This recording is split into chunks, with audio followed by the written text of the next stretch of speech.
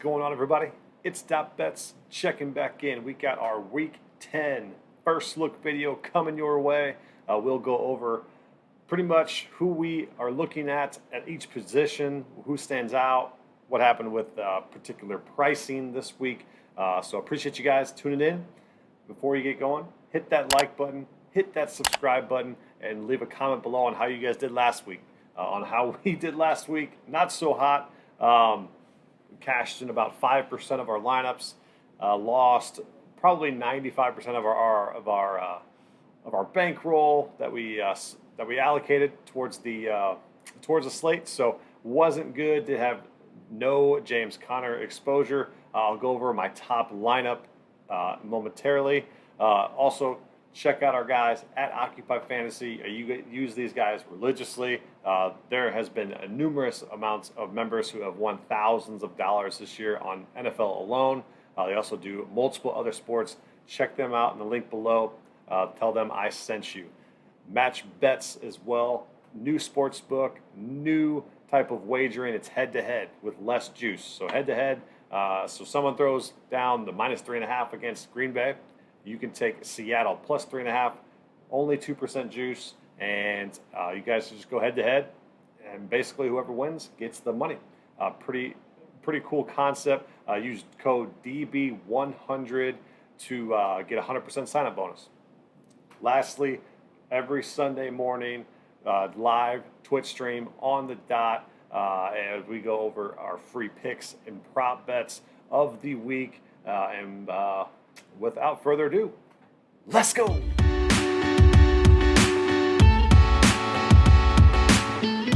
All right, so here is our top lineup of the week. It was a Charger stack. We had Herbert, Eckler, and Mike Williams, and then we ran it back with Devontae Smith, who had a very, very good outing for us. We had Antoine Wesley for the Cardinals. Pretty much a dart play, salary saving, minimum wide receiver who ended up doing very, very well at 9.2 points. Eckler being 31% owned and having 11 points was ultimately what pretty much ruined this lineup. Same with Mikey Williams. Herbert did very well. If we had Keenan Allen in besides Mikey Williams, could potentially have seen a better ROI here. Unfortunately, this is the only lineup that we cashed in. But this is that 3x1 construction lineup that we particularly like. And I even had a glimpse of why not do a 1x1 mini stack with Mixon and Chubb, who obviously went off this week, both from the same game. But that's another strategy that you guys can kind of implement if you do like two running backs from a particular game. So instead of going Herbert, Eckler, you go Herbert, Williams, Allen, Chubb, Mixon. But then you'd have to find a bunch of different cheap wide receivers. So that's just a different way you could have went. Obviously, hindsight's 20/20. But this one was our top lineup, 134.44.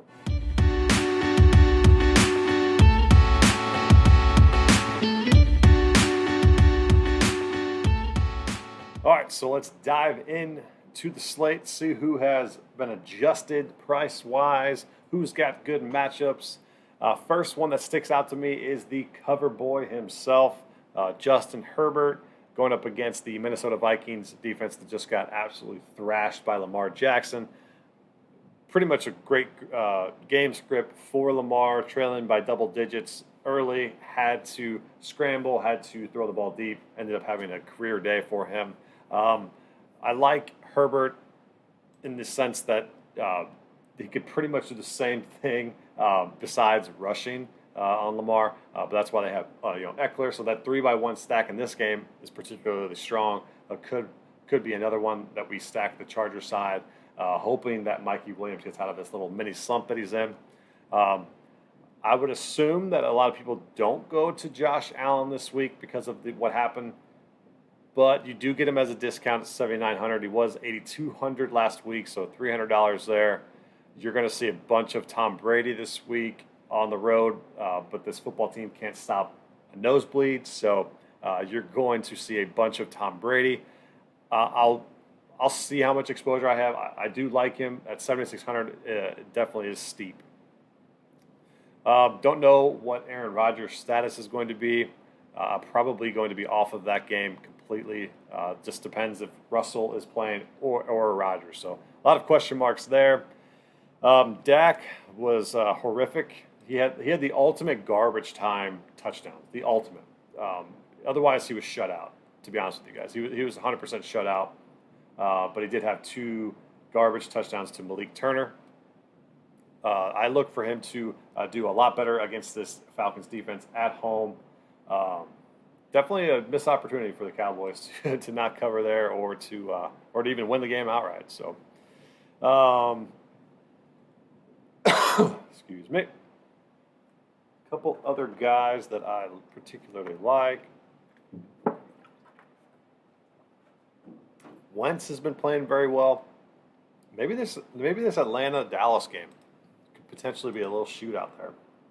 Matt Ryan's coming into town, coming into form. 31 fantasy points last week against a tough Saints defense at home. Very, very impressive outing there for Matt Ryan. Yeah, I mean, he played a little bit better with Calvin Ridley, without Calvin Ridley. So we'll see if the numbers align, the ownership aligns as well. But I do like Matt Ryan there. Wentz is another one that you could go to at 5,900. But then with the Tampa Bay Washington stack, you could have Taylor Heineke at 5,400, depending on if Logan Thomas comes back. So there's a bunch of question marks on who are going to come back in here. The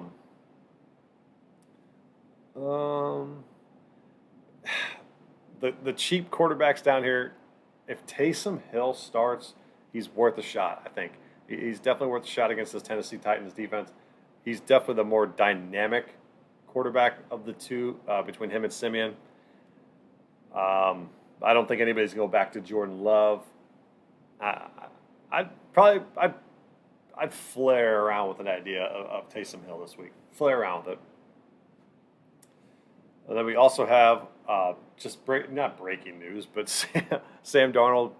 I think he had some type of shoulder injury, I believe, and he is now out. So you have PJ Walker time. $5,000 quarterback. We'll see how it plays out. Probably not going to go that route, but for anybody who likes cheap quarterbacks, PJ Walker could be potentially be your guy. Probably the best matchup of the week is going to be Najee. You get him at a price discount with facing the Detroit Lions, and with pricing on Monday, you can't do much with that. So he's only actually went up $100. So best matchup, will be the highest owned running back. Definitely the most bell cow running back in the league, which is insane because he's a rookie. But love Najee Harris. I'm going to be playing a lot of Dalvin Cook. He looked very, very. I think he had like 90 rushing yards in the first quarter, and he only ended up with 110. I don't know what happened with the Vikings offense, but that was a shame that he could not get past 150 or so with with what he was doing in the first quarter. But I will have a lot of Dalvin Cook this week. People are going to flock to Jonathan Taylor. I think the nice pivot point will be Dalvin Cook. At least that's what I'm hoping that happens, because you're going to get a nice leverage point. Big news that came out today was that Nick Chubb is on COVID-19 list. Highly unlikely that he gets there on Sunday. However, he is vaccinated, so we'll see. But Dearness Johnson opens up immediately he potentially. I see this as being a lock button situation where he's 4,700, just because of playing volume. They're not going to have Kareem Hunt, not going to have Chubb, and then Demetric Felton is also on IR. Dearness Johnson could be a lock button situation, so stay tuned on Friday. Wait till Friday's potential the top play video with the top stack. So got a very, very good feeling I'm going to go that route. $4,700. And the way he has run this season, when he is a top back, looks phenomenal. Look very, very good. Don't sleep on ADILLON down here at the bottom. He keeps getting attempts. He should have had double-digit attempts last week. They let Jordan Love throw it a little bit more than I thought they would. But I was on his over rush yards for the game at like 37, ended up 46. Like ADILLON a lot. Probably not going to have much of Peterson or Scott. So these are guys who are just some very, very cheap guys. A lot of people are going to be on Dearness. Without Edmonds now, with no Edmonds, you're going to see James Conner, but I'm sure he's priced up appropriately with the news coming beforehand. Yeah, $6,300. What was he at before? So about a whole $1,000 more against the Carolina defense that can stop the run. You don't know if Murray is going to play. Big question mark here. Definitely leads the league in touchdowns at 11. So stay tuned to the show on Friday, and I'll dissect that and let you guys know. But definitely in play there, James Conner. Cordell Patterson has been a revelation this year. Definitely could be in the player pool this week. Michael Carter. Man, there's a lot of good running back options. Last week there was absolutely zero. This week there's hundreds. So this is a good slate. I like this a lot. I like when there's a bunch of running back options and you get better ownership for sure. And I think you just build better lineups when you have more options instead of just having the same two and you're like hoping to God that it hits. So wide receivers, we'll go over this pretty quickly. A.J. Brown is nice there. Obviously Adams, but I'm not going to have too much exposure to him with Jordan Love throwing him the ball. If it's Rodgers, different story at 7,900. Scary Terry against Tampa Bay. Justin Jefferson. He only had that one big play. Other than that, he was just okay. 5 targets. I don't understand his usage this year. He had that deep ball, 50-yard touchdown, but other than that, he was pretty irrelevant against the Ravens defense. So not sure what's going on there. CD had a bad game. Allen came into form there. I think a lot of people are going to be on this Tampa Bay offense with Godwin and Evans. There's no Antonio Brown. I think they signed Brashard Perriman this morning. But you're going to be trying to target Godwin and Evans and Fournette if you're stacking that game. Metcalf, Deontay Johnson, Mikey Williams. You probably get him cheapest you probably could get him since week 4. And he went all the way up to 8,100 and has been duds ever since. So you could buy the dip here, as they like to say, and go with Mikey Williams. If you're stacking that game, that's the easiest way to get exposure to him. So just stack that game. He's always in your lineup there. I just don't know if I'm going to have any exposure to DJ Moore or Robbie Anderson. They've just been horrific this year. Michael Pittman, been revelation. The number 1 receiving target for Carson Wentz this year. Just, he's had a couple games where he's gotten double-digit targets, but he's getting the touchdowns. That's the most important thing. You got to get touchdowns. But 64 yards, 86 yards, 105. He's coming around, and he's still reasonably priced at $6,300. That's the most expensive he's been all year, rightfully so. Let's see some cheaper guys that we might potentially target, depending on Hopkins' health. KIRK had a very, very nice game. 6 for 6 for 91 yards.